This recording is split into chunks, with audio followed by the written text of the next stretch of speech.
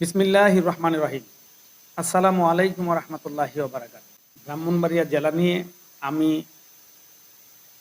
যে স্বপ্ন দেখছি, আমার স্বপ্নটা বাস্তবায়ন করার জন্য আমি আমার প্রিয় বাংলাদেশ জাতীয়তাবাদী দল এবং তার সকল অঙ্গ ও সহযোগী সংগঠন সহ সর্বস্তরের জনগণের সার্বিক সহযোগিতা কামনা করছি। আপনারা জানেন, ব্রাহ্মণবাড়িয়া জেলা অত্যন্ত রত্নাগর্ভা জেলা। এ জেলায় অনেক গুণী লোকের জন্ম হয়েছে। এ জেলায় অনেক বড় বড় ব্যবসায়ীর জন্ম হয়েছে, রাজনীতিবিদের জন্ম হয়েছে, অনেক সাহিত্যিকের জন্ম হয়েছে এবং অনেক মোট কথা অনেক গুণী লোকের জন্ম হয়েছে এই জেলায়। আমরা ব্রাহ্মণবাড়িয়া জেলার বর্তমান যে চিত্র দেখতে পাচ্ছি, এই চিত্রটাকে কিভাবে একটু পরিবর্তন করে এই জেলাকে বাংলাদেশের একটি আদর্শ মডেল জেলা হিসেবে প্রতিষ্ঠিত করতে পারি, এই বিষয়ে আমাদের পরিকল্পনা করার এখন সময়। স্বাধীনতার পরে বিভিন্ন সময় আমাদের জেলার যারা দায়িত্বপ্রাপ্ত ব্যক্তিবর্গ ছিলেন, ওনারা চেষ্টা করেছেন কিভাবে জেলাকে উন্নত করা যায়। আমি বিশ্বাস করি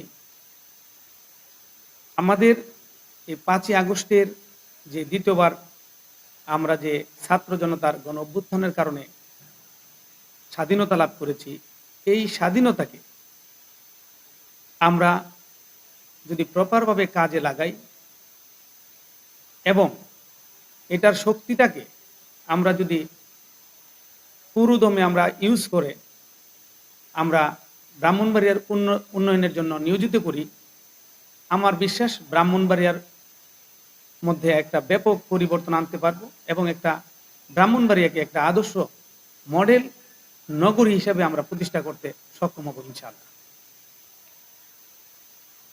আমি যতটুকু দেখতে পেয়েছি যে ব্রাহ্মণবাড়িয়ার মানুষ অত্যন্ত পরিশ্রমী এবং সবাই স্বাবলম্বী হতে স্বাচ্ছন্দ্য বোধ করে, কিন্তু আমাদের মধ্যে সঠিক গাইডেন্স এবং পরিকল্পনার অভাব আমি পরিলক্ষিত করছি। এই বিষয়টা নিয়ে আমাদেরকে সর্বপ্রথম কাজ করতে হবে বলে আমি মনে করি। আমরা ব্রাহ্মণবাড়িয়া জেলাকে নিয়ে যেই বিষয়গুলোতে কাজ করলে জেলাটার মধ্যে একটা ব্যাপক পরিবর্তন সাধিত হবে, সেই বিষয়টাকেই আমরা বেশি গুরুত্ব দিয়ে কাজ করা শুরু করব ইনশাআল্লাহ। আমার পরিকল্পনা মতে এখানে একক কোনো বিষয় না, আমি বিষয়গুলো উপস্থাপন করতেছি যেন এই বিষয়টা আমার ব্রাহ্মণবাড়িয়া জেলার 33 লক্ষ লোকের মধ্যে যে বাসনা আছে এটা যেন বের হয়ে আসে, যে আমরা সবাই মিলে যদি কাজ করি তাহলে এই জেলাটাকে আমরা অল্প কিছুদিনের মধ্যেই একটি আদর্শ জেলা হিসাবে প্রতিষ্ঠিত করতে পারবো ইনশাআল্লাহ। ব্রাহ্মণবাড়িয়া জেলা ব্যবসা বাণিজ্যের জেলা হিসেবে পরিচিত। এখানে অনেক বড় বড় ব্যবসায়ী রয়েছেন। বাংলাদেশের জাতীয় পর্যায়েও ব্রাহ্মণবাড়িয়ার ব্যবসায়ীদের বিশেষ ভূমিকা রয়েছে। আমি দুই একটা কোম্পানির কথা বলতে পারি যারা ব্রাহ্মণবাড়িয়াতে যাদের জন্মস্থান, কিন্তু জাতীয় পর্যায়ে তারা বিশেষ ভূমিকা রাখতেছেন। এর মধ্যে অন্যতম বসুন্ধরা গ্রুপ, বাংলাদেশের সবাই চিনে, বাড়ি ব্রাহ্মণবাড়িয়া। তাছাড়া আরো বড় বড় কোম্পানি রয়েছে। এই বসুন্ধরার মতোই আরো ছোট বড় অনেক কোম্পানি আছে যারা শিল্প এবং বাণিজ্যের ক্ষেত্রে বিশেষ গুরুত্ব সারা বাংলাদেশ ব্যাপী রেখে চলছেন। ব্রাহ্মণবাড়িয়ার অনেক ব্যবসায়ী সারা বাংলাদেশ তথা বিশ্বের বিভিন্ন জায়গাতে আমাদের বাংলাদেশের অর্থনীতিতে বিশেষ ভূমিকা রেখে আসছেন। আমি অনেক ব্যবসায়ীকে পৃথিবীর বিভিন্ন দেশে আমি দেখেছি বাড়ি ব্রাহ্মণবাড়িয়া, তারা ওইসব দেশে ভালো ব্যবসা করতেছে। ঠিক বাংলাদেশেও বড় বড় ব্যবসায়ীগণ ব্রাহ্মণবাড়িয়ার ব্যবসায়ীগণ ব্যবসা করে আসতেছেন। বাংলাদেশের জাতীয় অর্থনীতিতে তারা বিশেষ ভূমিকা রাখতেছে। এক কথায় বলবো, ব্রাহ্মণবাড়িয়ার লোকজন ব্যবসা বাণিজ্য করতেও স্বাচ্ছন্দ্য বোধ করেন। এখন আমি ব্রাহ্মণবাড়িয়া নিয়ে আমার যে কিছু পরিকল্পনা আছে সেটা আমি উপস্থাপন করছি। ব্রাহ্মণবাড়িয়া জেলার যে ৯টি উপজেলা, ৯টি উপজেলার সাথে ব্রাহ্মণবাড়িয়া জেলার যোগাযোগ ব্যবস্থার অবস্থা ভালো না। সর্বপ্রথম আমাদের এই যোগাযোগ ব্যবস্থার দিকে নজর দিতে হবে। অর্থাৎ জেলা সদরের সাথে প্রত্যেকটা উপজেলার একটা ভালো যোগাযোগ ব্যবস্থা তৈরি করতে হবে, যেন সড়ক পথে অতি সহজেই লোকজন ব্রাহ্মণবাড়িয়া জেলায় আসা যাওয়া করতে পারে। এটা হলো ১ নম্বর বিষয়। দ্বিতীয় বিষয় হলো, আমরা যদি যোগাযোগ ব্যবস্থার ব্যাপক উন্নতি করতে পারি, তাহলে মানুষ প্রত্যেকটা উপজেলার প্রত্যন্ত অঞ্চল থেকে অতি সহজেই মানুষ ব্রাহ্মণবাড়িয়ায় আসা যাওয়া করতে পারবেন। এটা অত্যন্ত জরুরি। ব্রাহ্মণবাড়িয়ার যে গ্যাস আছে, তিতাস গ্যাস, শালদা গ্যাস, এই গ্যাস কিন্তু সারা বাংলাদেশের 1/3 চাহিদা মিটিয়ে থাকে। দুর্ভাগ্যের বিষয় হলো, আমাদের ব্রাহ্মণবাড়িয়ার জেলার সকল লোকের নিকট, মানে সকল নাগরিকের নিকট এখনো এই গ্যাস সুবিধাটা পুরোপুরি পৌঁছে নাই। আমাদের যেটা করতে হবে, আমরা কিভাবে এই তিতাস এবং শালদা গ্যাসকে বেশি গ্যাস ক্ষেত্র থেকে, তিতাস এবং শালদা গ্যাস ক্ষেত্র থেকে আরো বেশি উৎপাদন করে এটা ব্রাহ্মণবাড়িয়া জেলার প্রত্যেকটা নাগরিকের, প্রত্যেকটা পরিবারের নিকট আমরা গ্যাস সুবিধাটা পৌঁছে দিতে পারি, সেই লক্ষ্যে আমাদেরকে কাজ করতে হবে। আমরা এই গ্যাসকে যদি প্রপারভাবে ব্রাহ্মণবাড়িয়া জেলার প্রত্যেকটা গ্রামে গ্রামে পৌঁছে দিতে পারি, আমার মনে হয় এটা আমাদের একটা নাগরিক অধিকার। ব্রাহ্মণবাড়িয়ার নাগরিক হিসেবে এটা আমরা সবাই পাবো, এটা আমরা আশা করি। এবং আমি সকলের নিকট আবেদন করব, কিভাবে আমাদের প্রত্যেকটা নাগরিক, এই ৩৩ লক্ষ লোক ব্রাহ্মণবাড়িয়া জেলার এই তিতাস এবং শালদা গ্যাস সুবিধা পায়, সেই ব্যাপারে আমাদেরকে কাজ করতে হবে। আমি দেখতে পেয়েছি শালদা আমার নির্বাচনী এলাকা কসবা আখাউড়ার কসবাতে অবস্থিত শালদা গ্যাস ক্ষেত্র। আমি যে জিনিসটা দেখতে পাই, এটা যেহেতু সীমান্ত লাগোয়া, ভারতের আগরতলা যেটা ত্রিপুরা, তারাও চেষ্টা করতেছে আমাদের গ্যাসকে তাদের ওখানে উত্তোলন করা যায় কিনা। তারা ওখানে গ্যাসের কূপ খনন করছে। আমি বাংলাদেশের সরকারের নিকট উদারত আহ্বান জানাই যে এই গ্যাস ক্ষেত্রটা নিয়ে, এই শালদা গ্যাস ক্ষেত্র নিয়ে আপনারা কাজ করেন। এখানে কিভাবে প্রয়োজনে আরো 2-1টা কূপ খনন করে সর্বোচ্চ সংখ্যক গ্যাস আমরা উত্তোলন করতে পারি। ভারত চেষ্টা করতেছে এই গ্যাসটাকে কিভাবে তাদের নিয়ন্ত্রণে নেওয়া যায়, কারণ মাটির নিচে সীমানা ভারতেরও আছে, বাংলাদেশেরও আছে। আমি মনে করি এই গ্যাসটা বাংলাদেশের অংশেই বেশি, সুতরাং আমাদেরকে পর্যাপ্ত উত্তোলনের চেষ্টা করতে হবে।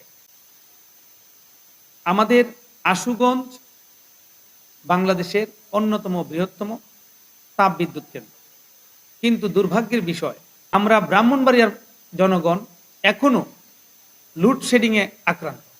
মানে আমাদের প্রতিনিয়তই লোডশেডিং হয়। যেখানে আশুগঞ্জে যেই বিদ্যুৎ উৎপাদন হয়, আমার জানা মতে অনেক সময় বেশ কিছু বিদ্যুৎ তাদেরকে পুড়িয়ে ফেলতে হয়, মানে ইউজ করে ফেলতে হয় ধারণ ক্ষমতার বেশি হয়ে যাওয়ার কারণে।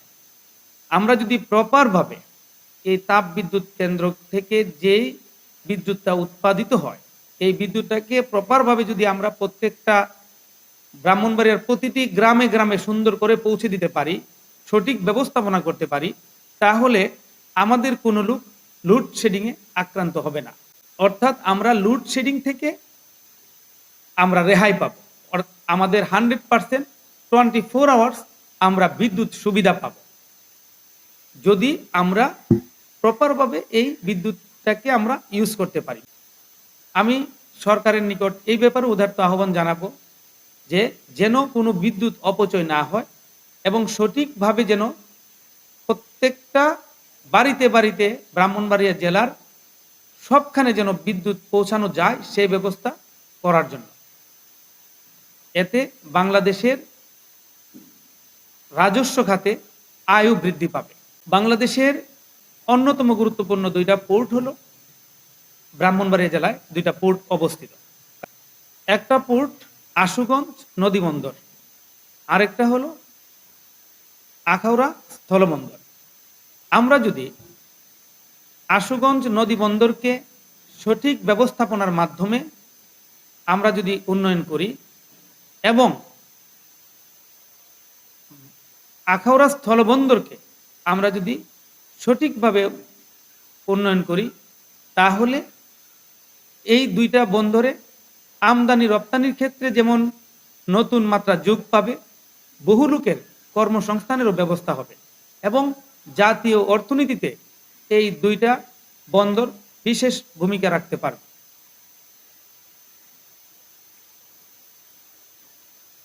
আমি বলবো ব্রাহ্মণবাড়িয়া জেলার যোগাযোগ ব্যবস্থার আরও আমূল উন্নয়ন করা সম্ভব। যেহেতু আখাউড়া একটি অন্যতম রেলওয়ে জংশন, আমরা যদি এই রেলওয়ে জংশনকে প্রপারভাবে আমরা কাজে লাগাতে পারি তাহলে যোগাযোগ ব্যবস্থার আরও আমূল পরিবর্তন করা সম্ভব। আপনারা দেখতে পেয়েছেন উন্নত বিশ্বে 300 কিলোমিটার বেগে চলাচল এখন অনেক ইজি, মানে যে কোনো ট্রেন তারা ইচ্ছা করলেই সুপার ফাস্ট ট্রেন যেটা 300 কিলোমিটার বেগে চলাচল করে। আমরা যদি আখাউড়া থেকে অথবা কসবা থেকে আখাউড়া তারপর ব্রাহ্মণবাড়িয়া, আমরা যদি এই অঞ্চল থেকে ঢাকা পর্যন্ত 300 কিলোমিটার স্পিডের ট্রেন চালু করতে পারি, সেই মতো রাস্তাটা তৈরি করতে পারি মেগা প্রকল্পের মাধ্যমে, তাহলে ব্রাহ্মণবাড়িয়া থেকে 35 থেকে 40 মিনিটের মধ্যে লোকজন ঢাকায় যেতে পারবে, আসার সময়ও 35 থেকে 40 মিনিটের মধ্যে আসতে পারবে। যদি এই সুপার ফাস্ট ট্রেন আমরা চালু করতে পারি তাহলে ব্রাহ্মণবাড়িয়ার যারা ঢাকাতে চাকরি করেন, কর্মরত আছেন, তাদেরকে আর ঢাকায় থাকতে হবে না। তারা ব্রাহ্মণবাড়িয়া থেকে সকালে ট্রেনে করে ঢাকায় যাবেন এবং অফিস করে বিকালের ট্রেনে আবার ঢাকা থেকে ব্রাহ্মণবাড়িয়ায় চলে আসবেন। সেই ক্ষেত্রে ব্রাহ্মণবাড়িয়ার লোকজন যদি ঢাকায় না থাকতে হয়, ঢাকার উপর যে মানে ঘন জনবসতির যে একটা চাপ আছে অনেকাংশেই কমে যাবে এবং এবং যানজট যে ঢাকাতে আছে সেটার উপরও অনেক প্রভাব পড়বে, যানজটও কমে যাবে বলে আমি মনে করি। তো সেই ক্ষেত্রে ব্রাহ্মণবাড়িয়া থেকে ঢাকা পর্যন্ত কিভাবে সুপার ফাস্ট ট্রেন চালু করা যায় সেই ব্যাপারে আমাদেরকে খেয়াল করতে হবে। আমরা যদি ব্রাহ্মণবাড়িয়াতে বিভিন্ন ভালো ভালো স্কুল এবং কলেজের ব্রাঞ্চ নিয়ে আসতে পারি, যেমন যেমন ভিকারুন্নেসা স্কুল, তার ব্রাঞ্চ বনশ্রীতে আছে। একটা ব্রাঞ্চ যদি ব্রাহ্মণবাড়িয়াতে করা যায়, আমাদের লোকজনের পর্যাপ্ত জমি আছে এখানে, সরকার যদি উদ্যোগী হয় এখানে যদি আমরা জমি অ্যাকোয়ার করে বিল্ডিং বানাই অথবা প্রাইভেট সেক্টরও আমরা যদি বিল্ডিং বানিয়ে সব কিছু রেডি করে তাদের স্কুল স্থাপনের জন্য, তাদের ব্রাঞ্চ ওপেন করার জন্য তাদেরকে আমরা আহ্বান করি, নিশ্চয়ই তারা দেশের শিক্ষা বিস্তারে তারা ভূমিকা রাখবেন এবং তারা আমাদের আহ্বানে সাড়া দিবেন। তারা যদি এরকম ভিকারুন্নেসা স্কুল, আইডিয়াল স্কুল এবং ভালো ভালো যে স্কুলগুলো আছে, কলেজগুলো আছে, তাদের সাথে কথা বলে আমরা যদি ব্রাঞ্চগুলো ব্রাহ্মণবাড়িয়াতে নিয়ে আসি তাহলে ব্রাহ্মণবাড়িয়ার লোকজন পড়াশোনার জন্য আর ঢাকাতে থাকবেন না, তারা ব্রাহ্মণবাড়িয়াতে থাকবেন।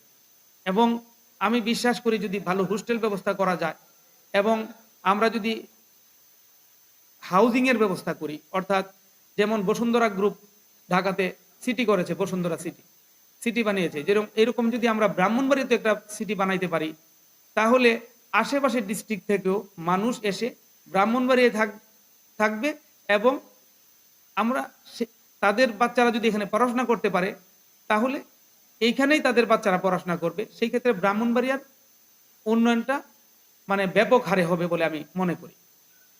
পাশাপাশি আমরা যদি ব্যবসা বাণিজ্যের বিষয় চিন্তা করি, আমরা যদি একটা শিল্প এলাকা বানাই ব্রাহ্মণবাড়িয়াতে, শিল্প নগরী করার জন্য, যেমন বিসিক আছে ব্রাহ্মণবাড়িয়াতে, এটারে যদি ব্যাপকভাবে করি, যারা বড় বড় ব্যবসায়ী পৃথিবীর বিভিন্ন দেশে ব্যবসা করতেছেন, আমরা যদি তাদেরকে সুযোগ সুবিধা দেই, ব্রাহ্মণবাড়িয়াতে তারা যদি তাদের শিল্প কলকারখানা স্থাপন করেন, সেই ক্ষেত্রে আমাদের যে সব ছেলেরা অনেকেই বেকার আছে, বিভিন্নভাবে তারা যেহেতু সীমান্তবর্তী এলাকা, মাদকাসক্ত হয়ে যাচ্ছে, নষ্ট হয়ে যাচ্ছে, তাদের জন্য যদি কর্মসংস্থানের ব্যবস্থা হয়, তাহলে তারা আর ওইদিকে মাদকের দিকে আর ধাবিত হবে না, না হয়ে বরং তারা এই কলকারখানা বা ইন্ডাস্ট্রি হলে সেখানে তারা তাদের কর্মসংস্থান পাবে, তারা জব করতে পারবে।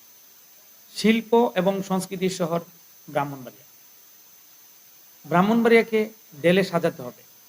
সেই জন্য আমাদেরকে একটা সঠিক পরিকল্পনা করতে হবে। আমরা যদি ব্রাহ্মণবাড়িয়ার গ্যাসকে প্রপারভাবে ইউজ করি, আমাদের গ্যাসটা যেহেতু ইজি ব্রাহ্মণবাড়িয়াতে, শিল্প কলকারখানা স্থাপন করতে ও আমাদের জন্য সহজ হবে।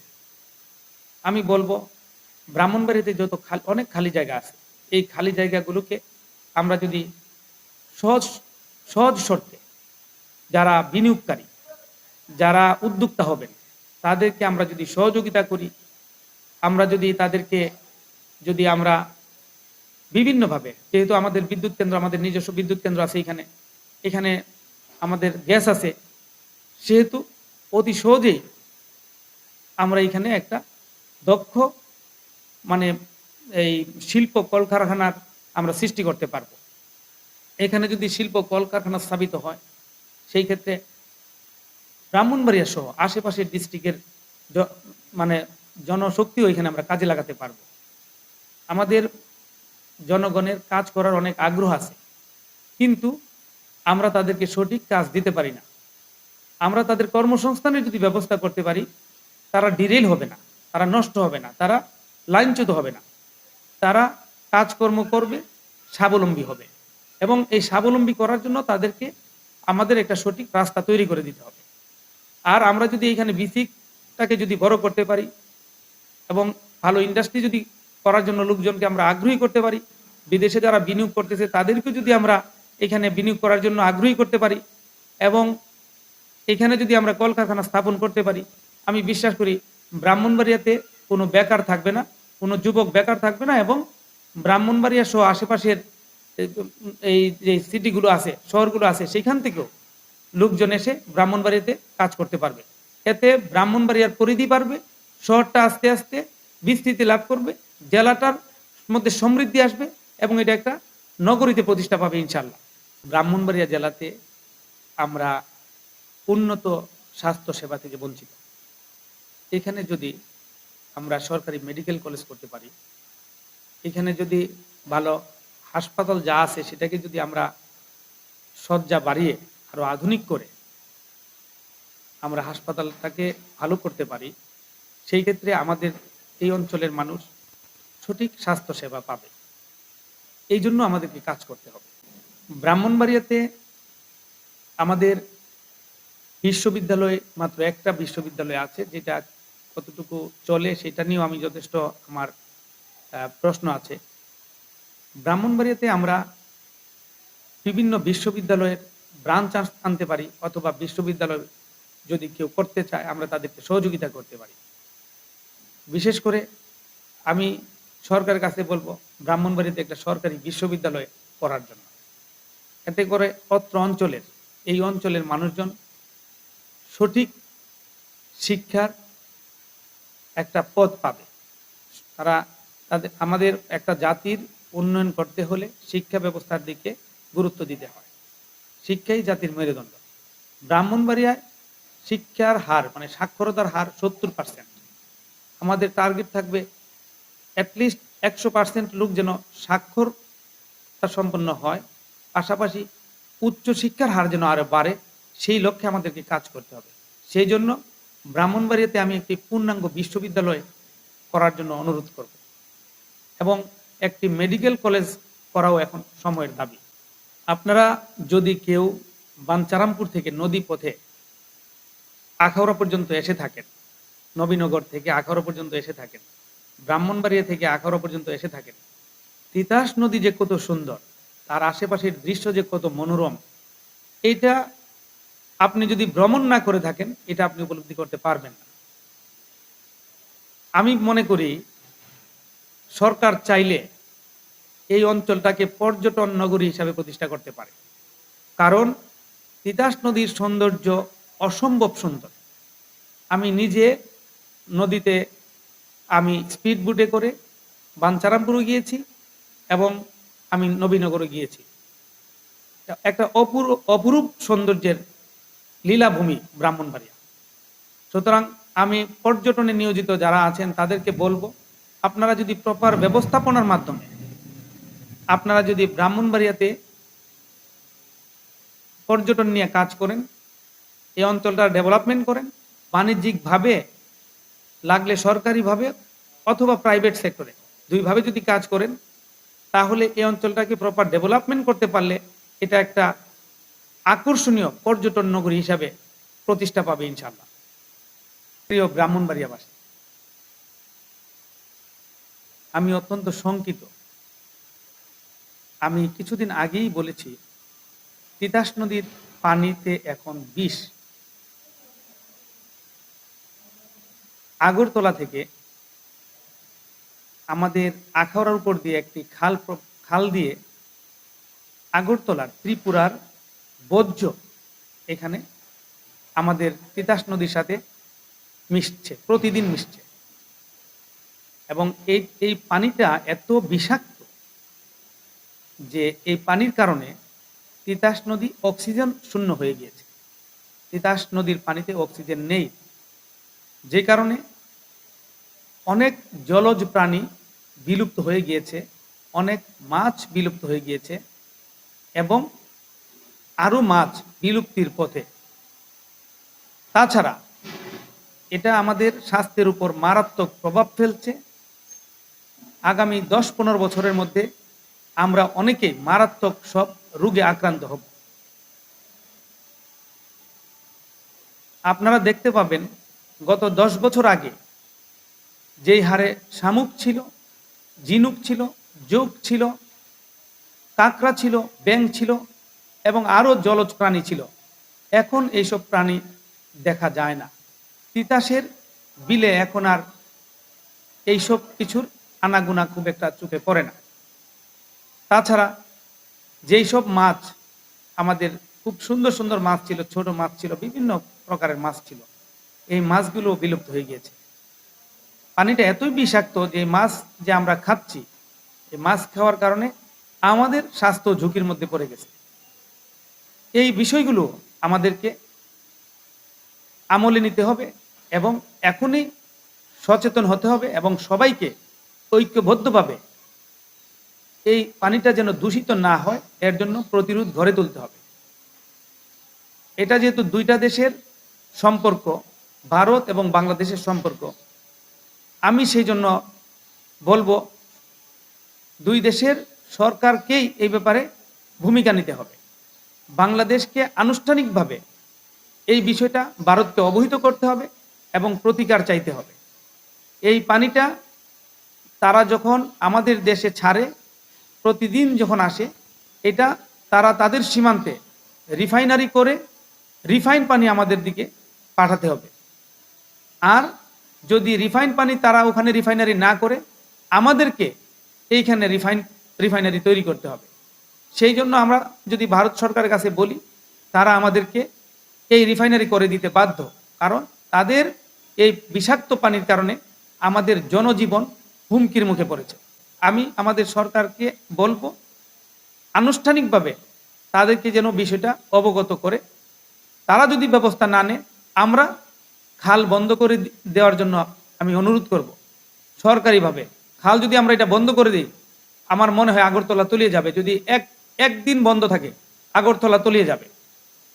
সুতরাং এখনই আমি এই ধরনের পদক্ষেপে না গিয়ে রাষ্ট্রীয়ভাবে এটা যেন কর্মপরিকল্পনা করে এই সমস্যাটার সমাধান করে, সেই জন্য আমি বাংলাদেশ সরকারের কাছে উদার্ত আহ্বান জানাই।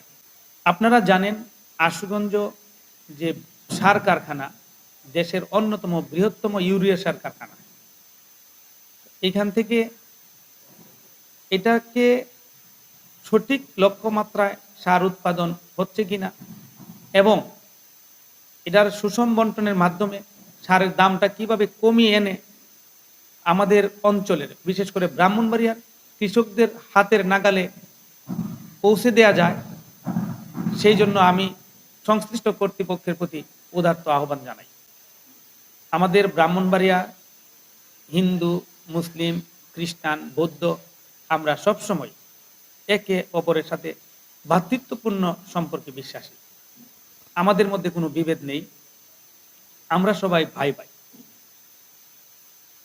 আমি বলবো ব্রাহ্মণবাড়িয়াতে আমাদের যেন সম্প্রীতি বজায় রেখে একটা প্রপার ব্রাহ্মণবাড়িয়া আমরা মডেল হিসাবে উপস্থাপন করতে পারি, সেই লক্ষ্যে আমাদের সকলকে সজাগ থাকতে হবে। যেহেতু সীমান্তবর্তী এলাকা, বিভিন্ন সময় বিভিন্নভাবে উস্কানিমূলক আচার আচরণ বা কথাবার্তা অনেক সময় আমরা শুনতে পাই। এই বিষয়ে সবাইকে সজাগ থাকার জন্য আমাদের মধ্যে ভ্রাতৃত্বের যে সুদৃঢ় বন্ধন কেউ যেন নস্যাৎ না করতে পারে, সেই জন্য সবাইকে লক্ষ্য রাখার জন্য আমি সবার প্রতি বিনীত অনুরোধ করছি। সীমান্তবর্তী এলাকা হওয়ার কারণে আখাউড়া কসবা সহ ব্রাহ্মণবাড়িয়ায় মাদকটা খুব সহজলভ্য। এর ভয়াল থাবায় আমাদের যে যুবকরা আছেন তারা অনেক সময় বিভিন্নভাবে এডিক্টেড হয়ে যাচ্ছেন।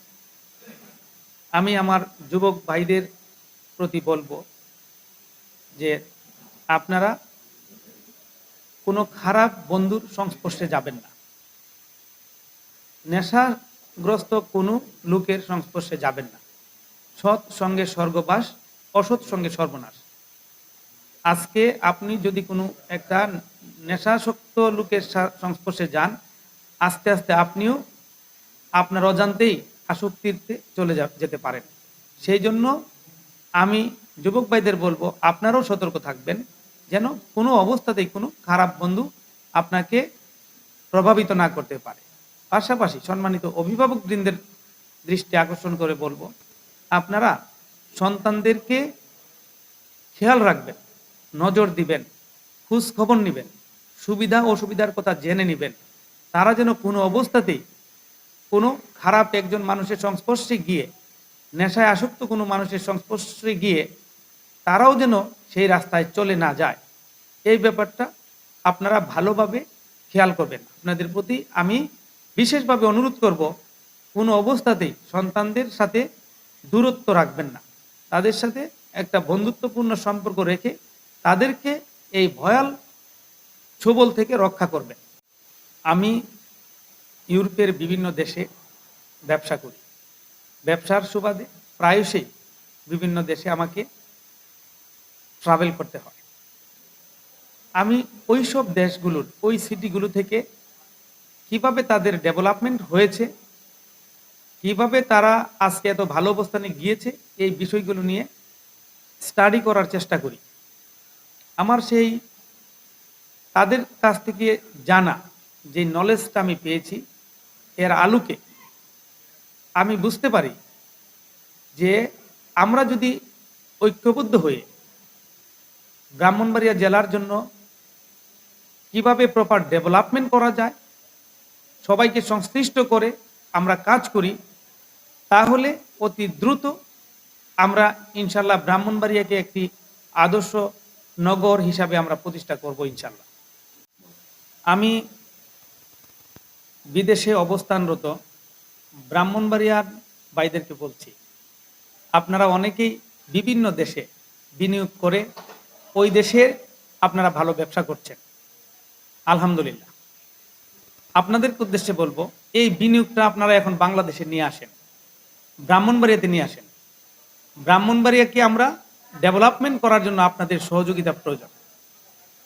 আমরা এটা নিয়ে সঠিকভাবে একটা কর্ম পরিকল্পনা করব এবং আপনারা ব্রাহ্মণবাড়িয়াতে আপনারা ইন্ডাস্ট্রি করবেন, আপনাদের ব্যবসা সম্প্রসারিত করবেন এবং ব্রাহ্মণবাড়িয়াকে ডেভেলপমেন্ট করবেন। পাশাপাশি বাংলাদেশের অর্থনীতিতে আপনারা এখন যেভাবে ফরেন রেমিটেন্স দিয়ে ভূমিকা রাখতেছেন, তখন দেশের টাকাটা দিয়ে আপনারা স্বাবলম্বী হবেন এবং আমাদের দেশকেও আপনারা সমৃদ্ধ করবেন।